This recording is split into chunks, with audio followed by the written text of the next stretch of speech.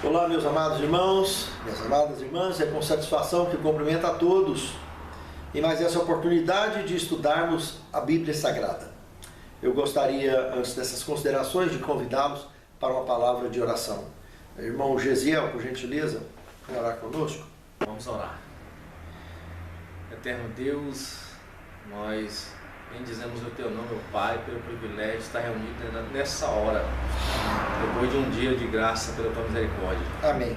As primeiras horas da noite, para abrir a Tua Santa Palavra, para ouvir aqui mais uma vez o Senhor falar a nós, nos instruir, nos orientar naquilo que precisamos para nossas experiências diárias, terrenas e temporárias e celestes e eternas também. Amém.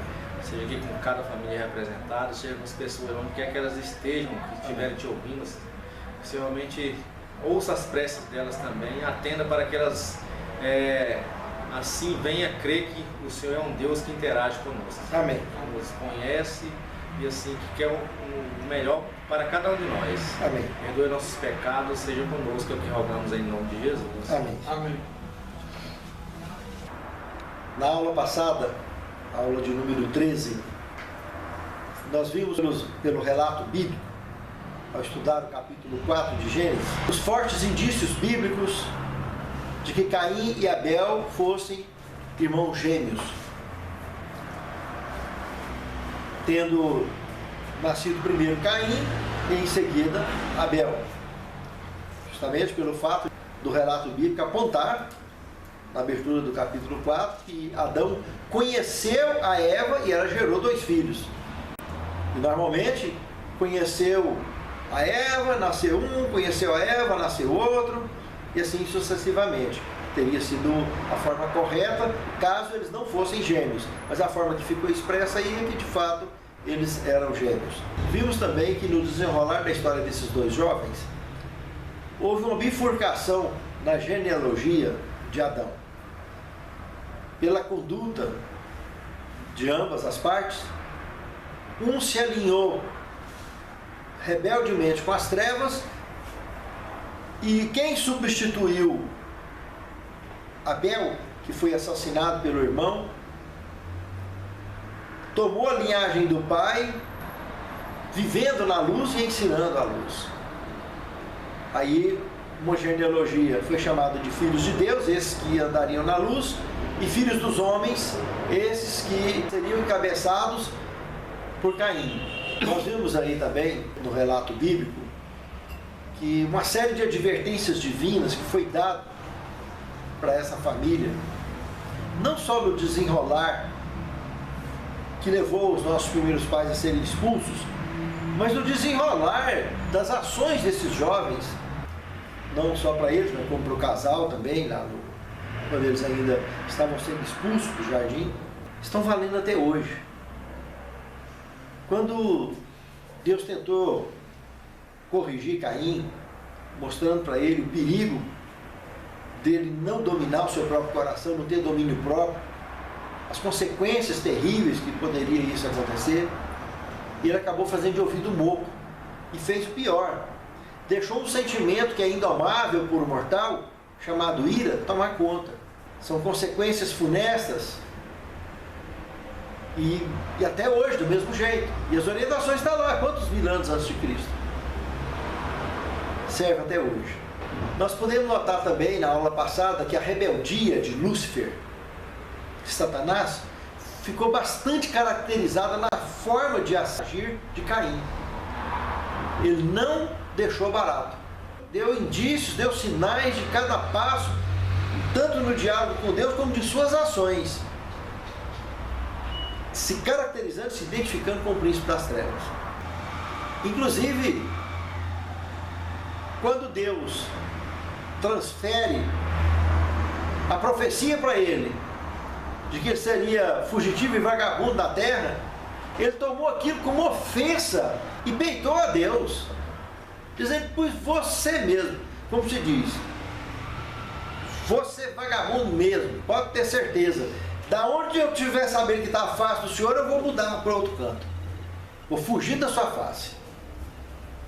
E nós vamos ver no desenrolar da história hoje, que de fato ele inicialmente foi para o Extremo Oriente, que não tinha outra saída, que lá no verso 16 do capítulo 4 de Gênesis fala que ele foi para a terra de Nod. Nod quer dizer exílio, que está ao oriente do Éden. Lá no relato bíblico está falando isso.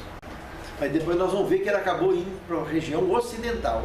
É como se ilustrasse que existisse duas faces.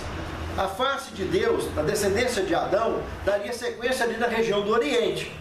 A face oriental de Deus. A face ocidental foi para onde Caim foi tentar se estabelecer pelas características geológicas da região de Atlântida, no Ocidente, se caracterizaria essa tese de que Caim teria ido viver na região de Atlântida. Mais tarde, aonde ele construiria uma cidade que, por Atlântida ter sido extinta, extinguiu-se consequentemente com qualquer evidência arqueológica que pudesse existir sobre essa cidade de Enoque, que o único lugar extinto que poderia acontecer isso seria ali. As demais cidades extintas, como Sodoma e Gomorra, por exemplo, estaria dentro da região do Fértil Crescente. Ou seja, nessa época desta ocorrência, o Éden ainda estava ali, não tinha cidade de seres caídos ali dentro do Jardim do Éden. Então a mais antiga extinção de relatos na humanidade, no caso então, seria Atlântida, onde haveria condições de encaixar um quebra-cabeça dessa natureza, dos relatos e do ponto de vista de relatos históricos. E quando nós tratamos na aula passada sobre a questão da terra de Nod, exílio, a oriente do Éden, a região mais próxima de onde estavam as tribos de nossos primeiros pais, que começou com o ajuntamento de famílias, formavam tribos. O ajuntamento de várias tribos formavam clãs. O ajuntamento de várias clãs formavam-se as primeiras cidades-estados. Foi assim que iniciou as civilizações da humanidade. E nós estamos falando aqui agora de descendência de nossos primeiros pais, de seres humanos que foram expulsos do Jardim do Éden. Mas não se esqueça que comentamos também na aula passada sobre outras civilizações de seres, de descendentes de Adão e Eva, que haviam pecado antes deles, já haviam saído e formado civilizações lá fora. As mais recentes que nós comentamos, ou seja, mais próximas da queda de nossos primeiros pais, citei os Jomons, há 10 mil anos antes de Cristo, citei os Celtas, 6.700 anos antes de Cristo, todos antes da queda de nossos primeiros pais, que foi há 4 mil anos antes de Cristo. Inclusive, esses celtas, que são descendentes dos antigos atlantas, que eram bem mais antigos do que eles, bem mais antigos, está entre os primórdios de seres que pecaram antes de Adão. Então, e dentre outros mais, que já se evoluíram a tal ponto de habitar em outras regiões da Via Láctea, como os Pleiadianos, que acabaram mais tarde, ao se relacionar com os seres desse planeta, gerando também os conhecidos nórdicos, gerou também os telosianos, que surgiram dessa mistura, e são seres que vivem debaixo da terra, como Filipenses 2,10 apresenta. Os telosianos vivem debaixo da terra, são intraterrenos. E nós temos relato na ufologia do mundo inteiro desse gênero. E dentre outras raças que ali também existem, de membros que tanto, no caso dos telosianos, eles eram daqui mesmo, até tinham origem sobre a face da Terra. Mas tem outros que vieram de outros pontos da galáxia, que vivem ali também. Como eles acessam para lá, os de lá acessam para cá, mas em dimensões que nós não nos misturamos, nós não nos relacionamos normalmente sem a devida permissão dos específicos conselhos que existem na Via Láctea, que envolvem esses planetas e tudo mais. Que futuramente nós vamos estar conversando um pouco mais sobre isso. Para que eu possa entender, Adão e Eva tiveram um filho antes do pecado, correto? E esses filhos formaram civilizações. Se essas civilizações não tinham pecado, Porque até então... Peraí, vamos devagar. Filhos de Adão e Eva que pecaram antes deles, saíram e formaram civilizações. Ele queria chegar.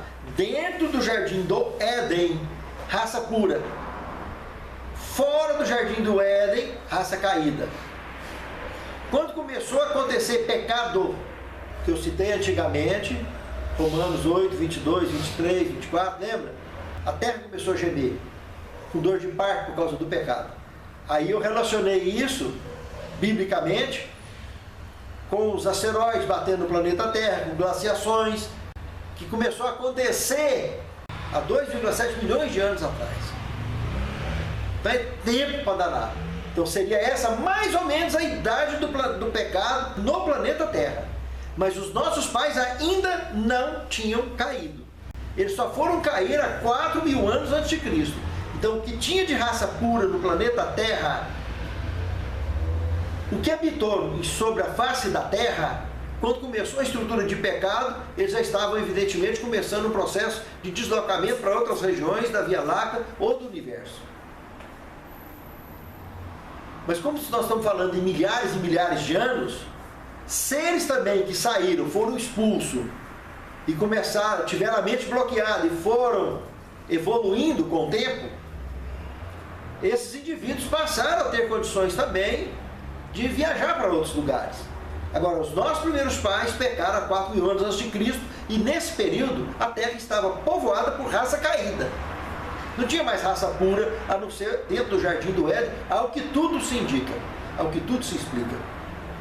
Só dentro do jardim que tinha. E esse jardim foi recolhido com tudo que tinha de puro e levado para o céu.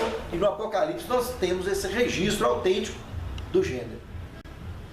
Então, nós estamos falando agora do que ficou aqui, de seres que estavam em evolução recente, que ainda não tinham condição de deslocar para outros lugares. Não tinha cultura, não tinha evolução para isso. Um pouco mais evoluídos do que nós, mais adiantados, como esses que eu citei, Jomons, celtas, a exceção de telosianos, que já estavam debaixo da terra, intraterrenos, nórdicos, que estavam na Via Láctea, os pleiadianos, que ainda moram lá até hoje, também são seres que caíram, são seres mortais, que saíram e evoluíram, estão nessas regiões. Agora, Pleiades é mais antiga do que o planeta Terra. A constelação das Pleiades é mais antiga. Os pleiadianos, consequentemente, são seres humanos mais antigos do que os membros do planeta Terra. Entende? E houve cruzamento, com certeza, de seres do planeta Terra com outros planetas, seres humanos normal. Do mesmo jeito que Deus criou os seres humanos aqui, criou em todos os lugares, em vários lugares do universo. Então isso é coisa que hoje nós não podemos, pela forma de apresentação e documentário que nós temos, principalmente tratando da ufologia de um modo geral, nós não temos condições de, hoje, publicamente, de amarrar muita coisa. Boa noite. Boa noite. Vamos sentar. Nós não temos condição de amarrar, de evidenciar muita coisa do gênero, mas podemos passar pelo filtro da Bíblia Sagrada e encaixar muito quebra-cabeça bacana e entender coisa bacana que está revelada nas Escrituras Sagradas. Prosseguindo, para fecharmos a revisão da aula passada, eu citei também na aula passada que a região mais próxima, então, ali do Oriente Médio, da onde estavam vivendo as tribos de Adão e Eva, do nosso patriarca, seria a Índia. Ali tinha um imperador chamado Ugra, que os 2 filhos mais velhos dele se chamava Taráquia e Isru. O mais jovem era Isru. Quando esse imperador morreu, há 3.200 anos antes de Cristo, como essa civilização que saiu do jardim vivia em média 900 anos, eles eram plenamente contemporâneos de Caim, o que eu citei na aula passada, o cisma de Isru. Existe esse registro em livros antigos, alguns desses registros considerados sagrados pelos indianos até hoje. Esse Isru, ele queria tomar o império, tomar o governo do irmão dele, que por direito assumiu o trono como imperador da Índia na época, era um indivíduo que estava segurando, que estava administrando como o pai dele, como os ancestrais dele, querendo governar tudo na forma de paz, religião, etc. Tudo tranquilo, de forma pacífica. E ele, Isru, demonstrou características rebeldes idênticas às de Caim, não só de reunir um exército, de provocar uma guerra civil na época, com a mortandade sem medida contra o próprio irmão. Ele perdeu essa guerra. O slogan dele, desse cisma, é que eles tinham que dominar pela força, pelo poder, e não de forma pacífica como vinham os ancestrais dele fazendo. E ele foi banido. Os que sobreviveram dessa guerra civil foram banidos da Índia e se tornaram os primeiros registros que nós temos na história da humanidade de bandos de marginais e vagabundos sobre a face da terra em grupo. O Isru foi banido com a turma dele, e a mesma característica que Caim apresentou de vagabundo e fugitivo, ele também, Isru, com o exército dele, apresentou. Então existe um alinhamento aí, uma assinatura de rebeldia, que o próprio Satanás já vinha impregnando na história antiga. Queria falar alguma coisa, Israel? Sim. Glaciação. Você falou que já houve... 2,7 milhões de anos atrás foi a primeira. Entendi. Então já houve muitas glaciações. Houve várias glaciações. Para ser exato, cerca de 25. Até chegar a 10 mil anos antes de Cristo, quando foi a última. Certo. Então, assim, glaciação foi um processo de pecado na natureza, realmente. É uma reação da natureza que ela gere por causa do pecado. É uma das reações. Então entende-se que antes, realmente, da primeira glaciação, a coisa ainda estava tudo... Estava tranquilo. Estava bonito, não consta registro de transtornos geológicos no planeta Terra. Então, quando começou os transtornos geológicos, foram com essas glaciações e depois asteroides batendo no planeta e coisas do gênero. Certinho? Entende-se que, então, antes das primeiras glaciações, é porque ninguém havia sido enviado ainda para a Terra, né? Não havia sido expulso do céu para a Terra para causar esse transtorno aqui? Não. O que se relata, então, é que não tinha acontecido aqui no planeta Terra rebeldia ainda. Satanás não tinha conseguido alcançar o planeta Terra com o pecado, ainda. Aí, quando alcançou, os primeiros filhos descendentes de Adão e Eva começaram a pecar. Começou o pecado, atingiu a terra, fora do Éden começou a dar bagunça. As glaciações, um exemplo. Entendeu? Mas o jardim não foi atingido, ficou intacto. Isso está registrado nas aulas anteriores. Se você assistir a aula 2, aula 3, aula 4, você vai ver detalhes sobre isso aí. Você perdeu essas aulas. Sim, Ariel? Quando Deus criou no início, a gente vem e diz que foi haja terra, a porção seca. Não havia divisão de continentes. Nós estamos tratando desse assunto. Pois é, não, mas era só. Aí essas glaciações, esses meteoros que foi rachando e abrindo tudo. Foi causando as diferenças, os transtornos do planeta Terra. As placas tectônicas foram sentindo tudo isso aí. Quando aconteceu, há 65 milhões de anos atrás, o impacto daquele asteroide lá na altura do Yucatán, lá na região do México, aí desencadeou tsunamis em cima do planeta Terra, para tudo quanto é lado, vulcões para tudo quanto é lado, e levou os dinossauros, inclusive, à extinção. Os mamíferos, de um modo geral, e seres humanos, com certeza morreu tudo quanto é tipo de espécie, né? Foi uma catástrofe realmente do planeta Terra. Por isso que Deus vai aumentar o planeta, né? Gente demais. Por exemplo, o dilúvio, a Bíblia relata que salvou-se 8 pessoas. Eu acredito que na aula que vem, nós vamos estar começando a mexer no dilúvio já. Tá. Foi uma coisa que aconteceu a nível mundial e que sobraram apenas 8 pessoas. As glaciações, elas não são relatadas, mas tudo nos leva a crer que sobrou mais pessoas. É relatado na Bíblia, na história e evidência científica tem sobra. Mas Deus não relatou, talvez porque sobreviveu muito mais. Não se esqueça que nós temos 22 livros faltando na Bíblia. Nós não sabemos se não relatou de fato. Mas o que nós temos em mãos é Romanos 8, 23 e 24, que é bastante claro em dizer que a terra, a natureza, geme com dor de parto por causa do pecado. Então, não precisa de ser específico, dar nome, que é um nome tão moderno como glaciação. E se for dar nome também? Se for dar nome, tem muita tragédia para nomear. Uma caminhonete para levar a Bíblia para a igreja. Pois é. Não tem como. É por isso que nas entrelinhas da Bíblia, às vezes tem muito mais informação do que nas linhas abertas. Então é o quebra-cabeça, que a gente junta e entende. Entende o recado de Deus. É um pontinho só, para quem sabe ler, um ponto faz o alfabeto inteiro, não é só a letra. A ufologia, os teólogos não trabalharam nessa área, não trabalhar com esse assunto. O problema é que a ciência, de um modo geral, descarta a Bíblia. É uma linha muito estreita, muito pequenininha, de criacionista que tem como base a Bíblia. Menos de 10% do volume total da ciência. Entende?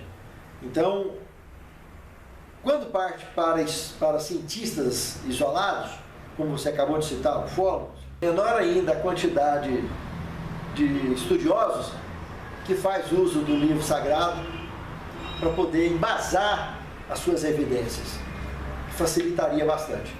Então não existe um diálogo direto entre esses estudiosos, entre essas ciências, teologia e ciência. Os poucos servos de Deus que existem no mundo é quem apresenta, inspirado pelo Espírito Santo, esse diálogo entre esses diversos ramos da ciência e, por que não falar também, da teologia.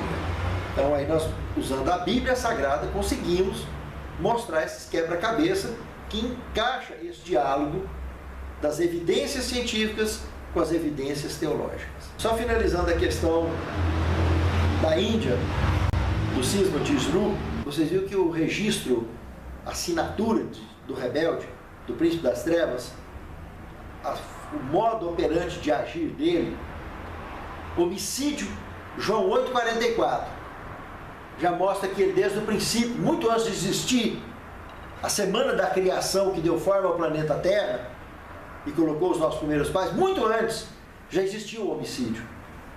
Lá está dizendo, João 8,44, que ele era mentiroso e homicida, desde o princípio, que encaixa aquele período de Gênesis 1, 1 e 2, na formação do universo. Então já vinha de longas datas. Registro bíblico de homicídio na raça caída, na raça humana, temos o primeiro então de Caim matando Abel, da descendência de nossos pais. O primeiro registro bíblico é esse. Entrando na aula de hoje então, a genealogia de Adão, parte 2, vamos prosseguir a partir do verso 16, do capítulo 4 de Gênesis, onde afirma então que a terra de Nod é a oriente do Éden. Nós já comentamos isso. Então, quer dizer, indo em direção ao Japão, e a região mais próxima é a Índia. E vocês viram as evidências históricas, como que se encaixa com evidências teológicas, bíblicas, sobre o comportamento do primeiro rebelde registrado na Bíblia, que foi Caim. Por isso temos essa caracterização contemporânea de Caim lá na Índia, indo naquela direção. No verso 17 do capítulo 4, com certeza absoluta, ele já não estava mais na região de Nod, a oriente do Éden, por vários motivos. O primeiro motivo, no verso 17, é a construção da cidade de Enoque. Essa cidade, eu comentei agora mesmo, evidências arqueológicas, zero. Não tem evidência arqueológica. O único registro que nós temos é esse que está na Bíblia, dessa cidade.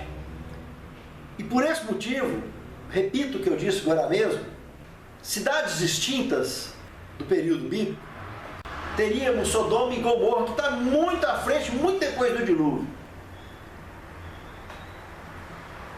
Mas, nos registros contidos no planeta Terra, sobre Atlântida, que é muito pouco registro, ela teria já, antes do dilúvio, Atlântida teria sido extinta. Ao que tudo indica, entre janeiro a maio do ano 2350 a.C., ano esse em que aconteceu o dilúvio. Nós vamos estar falando isso mais tarde. Inclusive serviu esse cataclismo de exemplo para o mundo antediluviano, que o mundo inteiro ia ficar debaixo d'água, não só um continente, como foi o caso de Atlântida. Por esse continente ter sido submergido completamente, teria levado, evidentemente, qualquer possibilidade de evidência arqueológica da referida cidade de Enoque. A segunda razão que confirma dele realmente estar na região ocidental, além dessa que eu já citei, é o próprio nome, Enoque. Enoque quer dizer iniciado. E na descendência de Caim, é que consta, inclusive citado em religiões de mistério, como na história da própria maçonaria, que ele foi o pai das religiões de mistério. Vários estudiosos do gênero apontam para ele como o pai das religiões de mistério da face da Terra. E já dá-se conta, então, nós sabemos que a maçonaria é uma forma de religião de mistério.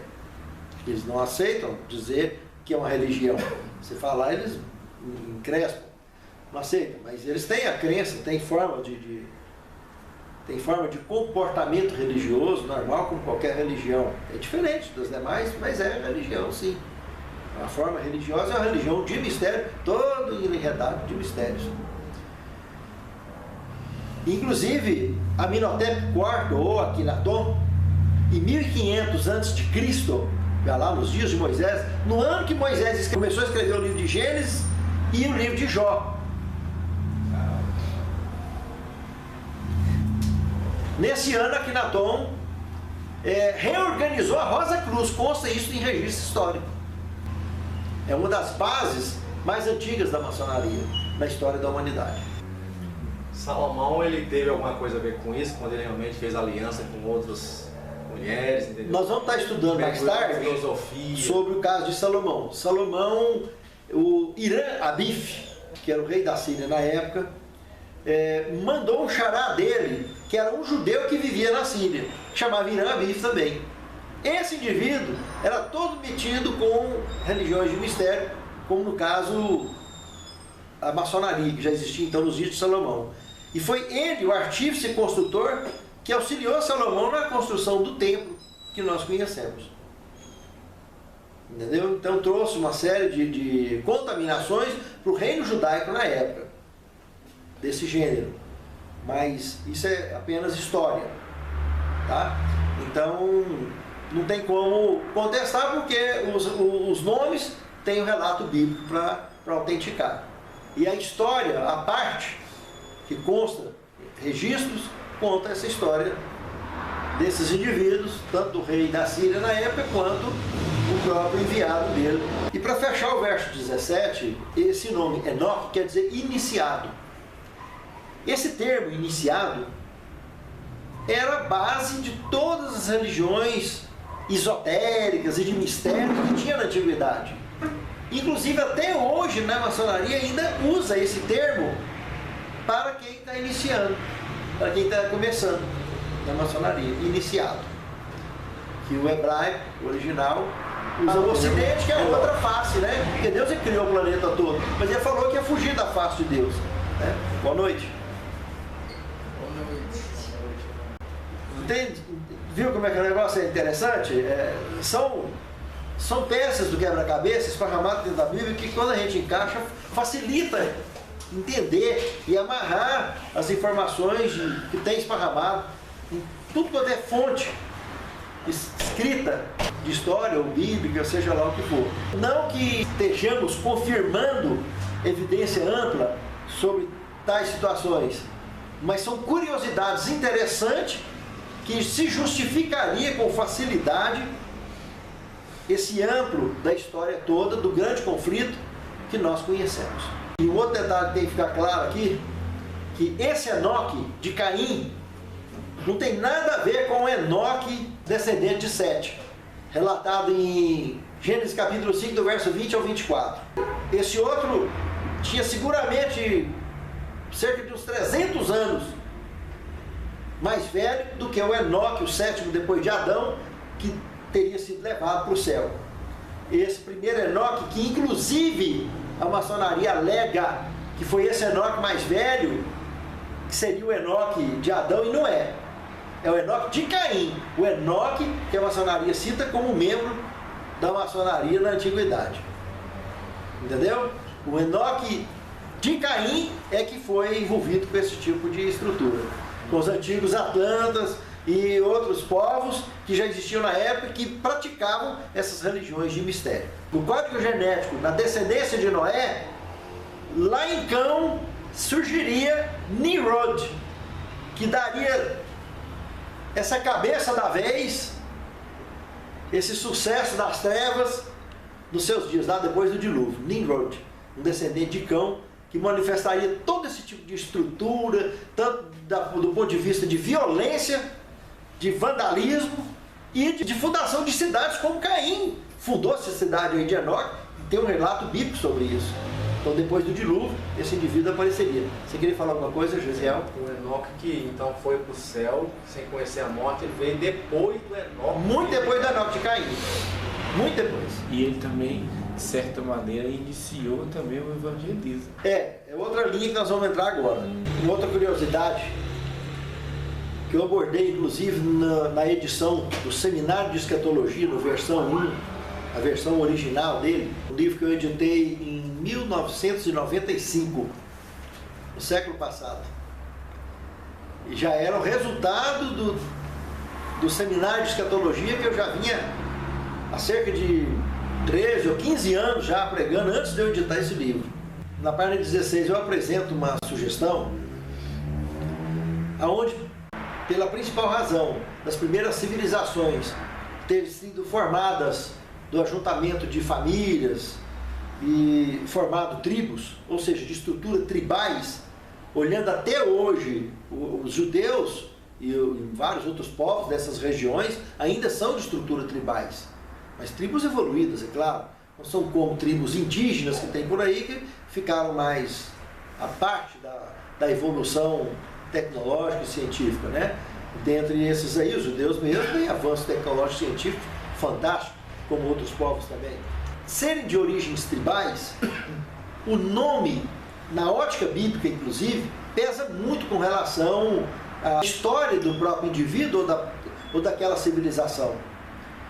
O significado do nome, que era até mudado quando o indivíduo mudava de posição social, ou religiosa, ou espiritual. Abraão, por exemplo, ele se chamava Abrão. Depois passou a ser chamado de Abraão. Sarai passou a ser chamada de Sara.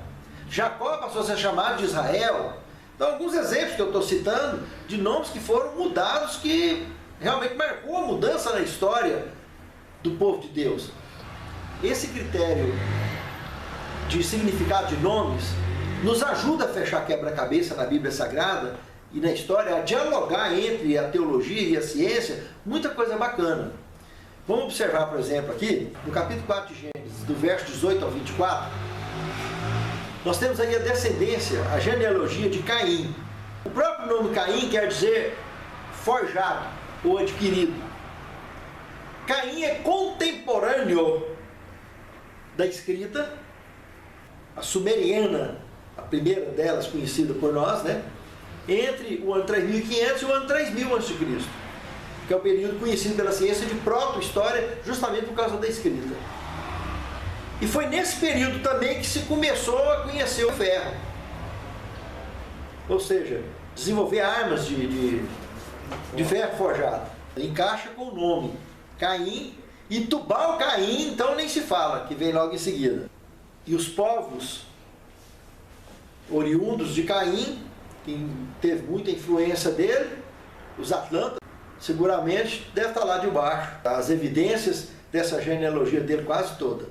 O Enoque, quer dizer iniciado ou dedicado, o filho dele, Nós temos aí os egípcios, parte de sumérios, parte de atlantas, parte de celtas, tudo também descendentes desse indivíduo que está na descendência de Caim, Enoque.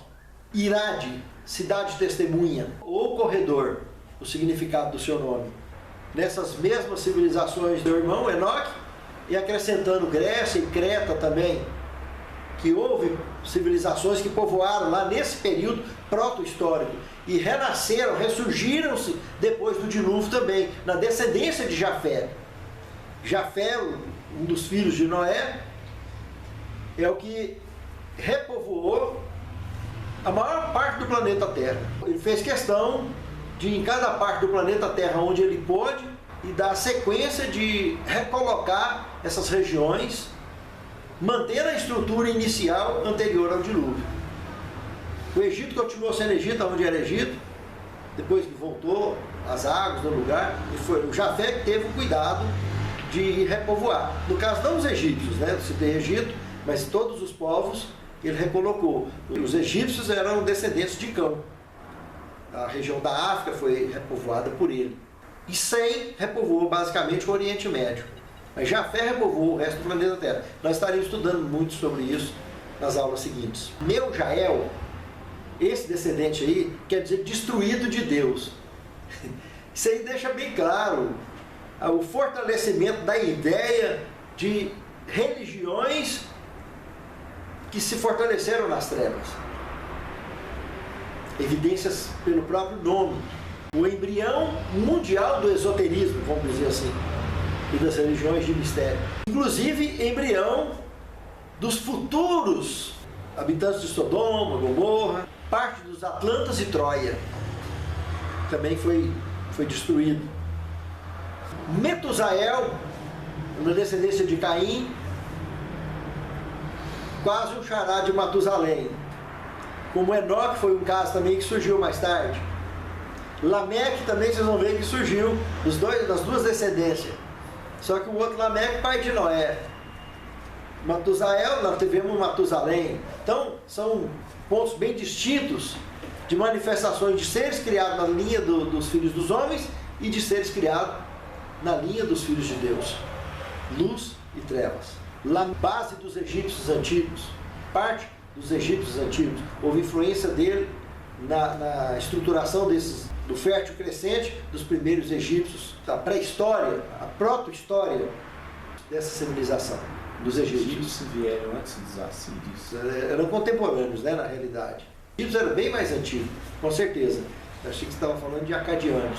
Os primeiros povos mais conhecidos dessa turma aí toda, excluindo esses mais difíceis de ser comprovados, como Atlantas, etc., os mais conhecidos pela nossa história comum eram sumérios e acádios.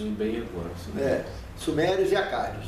Entendeu? Aí vem depois celtas, já é conhecido, que eram descendentes dos antigos atlantas, e de celtas depois surgiram gauleses, dentre outros povos que foram povoando a face da terra na história conhecida que nós temos. Inclusive esse Lameque tem um registro bíblico aí da primeira bigamia registrada na Bíblia.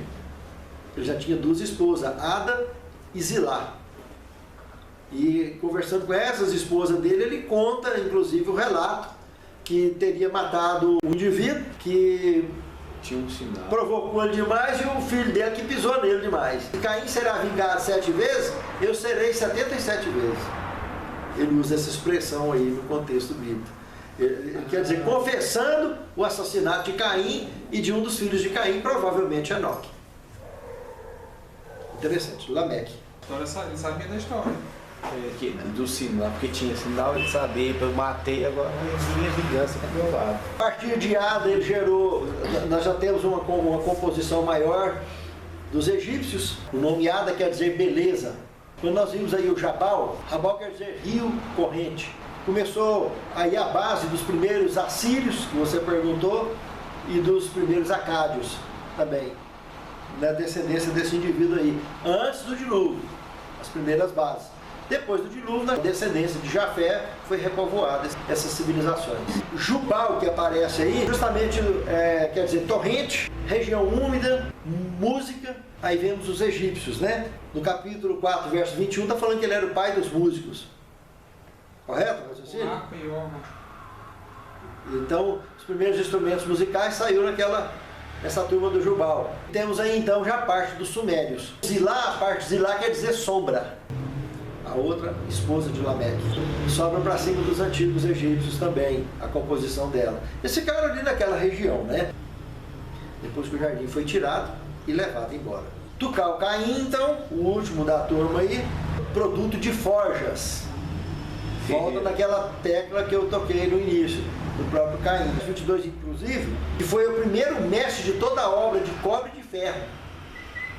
Ferreiro. Esse indivíduo, ferreiro. Então isso encaixa com a história do ferro, com a época do ferro, quando a nossa civilização começou a se despontar de acordo com essas ocorrências que a história confirma.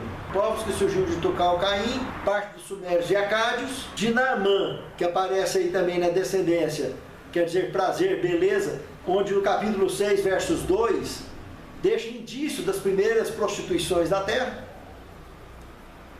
justamente por causa do significado do nome, que foram os embriões de Sodoma, Gomorra e parte dos egípcios. As primeiras escritas veio na Suméria. Caracteres cuneiformes. É o nome do primeiro registro de escrita que nós temos na história da humanidade. Os caracteres dos sumérios. Antes disso, a comunicação era só verbal mesmo. Da nossa descendência, dos nossos primeiros pais. A escrita que nós conhecemos é essa. Depois dessa, um avanço que já inclusive já continha pesos e medidas, foi no Código de Hammurabi. Já por volta de 2000 anos antes de Cristo. Aí já consta bastante detalhe. A nossa matemática que nós temos hoje já vem dali. Entendeu? Os primeiros cálculos, etc. Sócrates é depois disso? Já perde Cristo. Já está bem para frente. Ele estudou matéria que alguém já está bem na frente. Platão, mas é bem depois do dilúvio também. Então, Platão, inclusive, foi o responsável por diversos registros sobre o continente de Atlântida. Ele comenta, inclusive, que em determinada época do ano, conseguia passar da África para o Brasil a pé. Que o mar baixava demais, dava para atravessar a pé, era pequeno o estreito, ali em cima do Oceano Atlântico. O Atlântico recebeu o nome de Atlântico em homenagem à antiga Atlântida, que era o continente que ficava ali em cima. Quando ele afundou, sobrou ali as ilhas dos Açores e algumas ilhas ali perto das Bermudas ali, também, onde tem o conhecido Triângulo das Bermudas, que foram restos da antiga Atlântida que existiu em relatos históricos de Platão, dentre outros também que existe por aí. No capítulo 4 de Gênesis, versos 25 ao 26, aparece uma nova etapa na nossa história. Adão conhece Eva novamente com 130 anos de idade e ele gera outro filho, Sete. A raciocínio então, 130 anos de idade do pecado dele, não é a idade correta dele, porque nós vimos nas aulas anteriores que ele viveu na eternidade. Agora, a idade de pecado dele, fora do Éden, tinha 130 anos, quando ele teve 7. Por que esse espaço de 130 anos sem aparecer ninguém na genealogia, a não ser Caim e Abel? Deve ter nascido só mulher. Só mulher. Provavelmente só mulher. E se nasceu homem, bandeou para o lado do Caim. Aí não entra.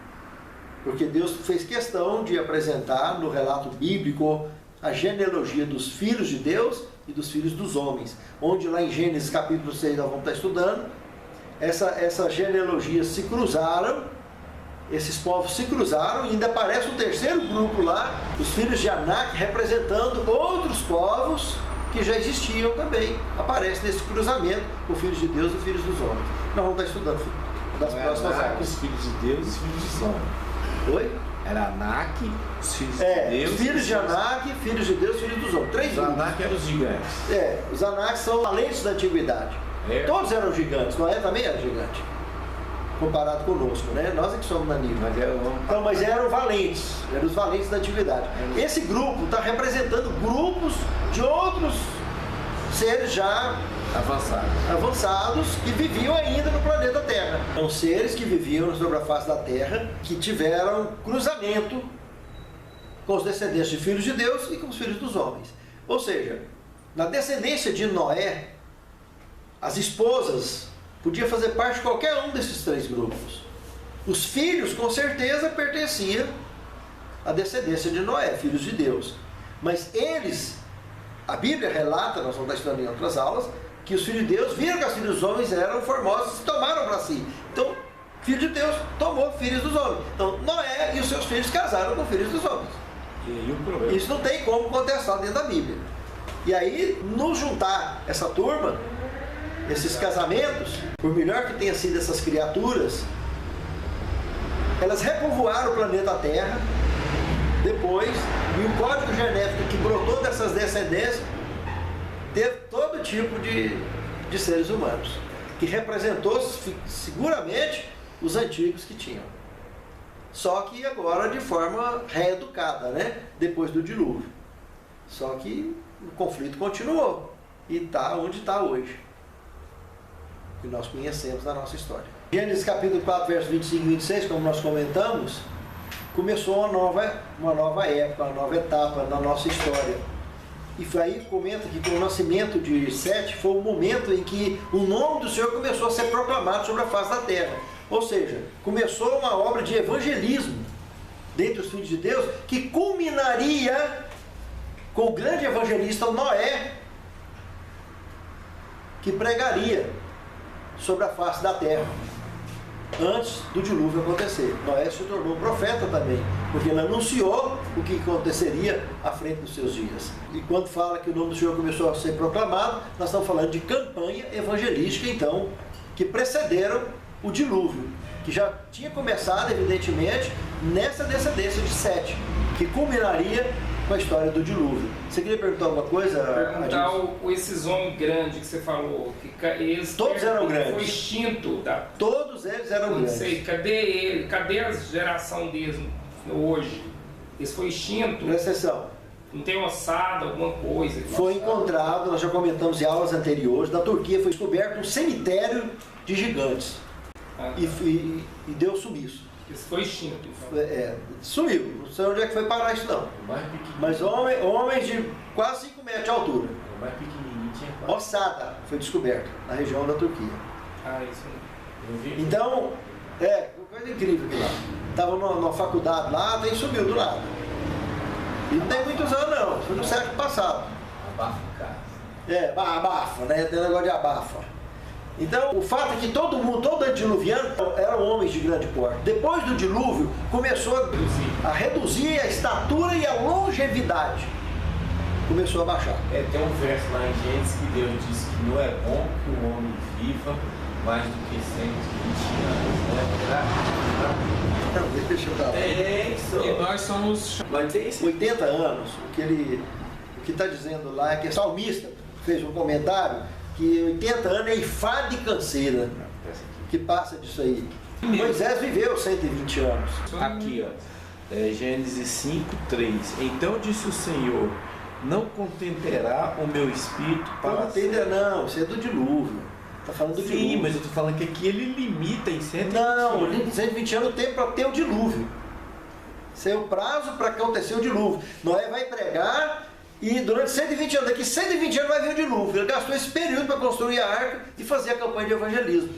Entendeu? Eu pensava que era a idade. Não, na realidade o descendente de Adão, via Sete, que marcou o registro das campanhas evangelísticas, foi Enos, o filho de Sete, descendente de Sete. Foi nesse período que começou as campanhas evangelísticas, que culminaram mais tarde com o dilúvio, na descendência de Sete. Gênesis capítulo 5, verso 4 e 5, então mostra a idade de Adão depois do pecado, quando ele gerou Sete, 130 anos. Do verso 6 ao 32 do capítulo 5, tem alguns destaques que eu gostaria de mencionar para fecharmos essa aula de hoje. No verso 21, temos aí o Enoque, que com 65 anos de idade, tem o primeiro filho dele, homem, então, que aparece na descendência dele, que foi Matusalém. Esse Matusalém, que foi o homem que registro bíblico apresenta 967 anos de vida. É o registro mais longo de longevidade que nós temos na Bíblia Sagrada. Enoque gerou esse indivíduo quando ele tinha 65 anos de idade. Verso 23 ao verso 24 comenta que Enoque viveu 365 anos aqui na terra, até que Deus o tomou para ele e levou embora. Então é um destaque muito interessante na descendência de Sete. Como eu disse, tanto Enoque como Matusalém, quanto Lameque, teve nas duas descendências, nas duas genealogias. Por trás dos bastidores eu vejo aí Satanás tentando causar confusão. Como eu disse que o Enoque mesmo, existe uma confusão religiosa muito grande sobre a autoria, como se fosse o Enoque o sétimo depois de Adão, na história da maçonaria, não é. É o Enoque de Caim, que está naquele relato antigo da maçonaria. E não o Enoque descendente de Sete. Do verso 28 ao 32 aí aparece o Lameque, que é o pai de Noé. Ele tinha 182 anos de idade quando ele gerou Noé. E esse indivíduo, Lameque, foi um profeta da Bíblia Sagrada, já antes do dilúvio. Então, antes do dilúvio, nós temos Enoque, que Judas, verso 14, no Novo Testamento, apresenta que ele falou sobre a vinda de Cristo. Judas, verso 14. Então, esse Enoque, de Sete, o sétimo depois de Adão, foi profeta. Esse Lameque foi profeta, está aí no contexto bíblico, que ele fala que Noé viria para poder consolar o planeta Terra, trazer as bênçãos sobre o planeta Terra. Na mão dele seria salvo o planeta Terra. E isso aconteceu de fato. Então Lameque também foi um profeta. Então Enoque é o profeta antes do dilúvio, Lameque foi um profeta e Noé também foi profeta.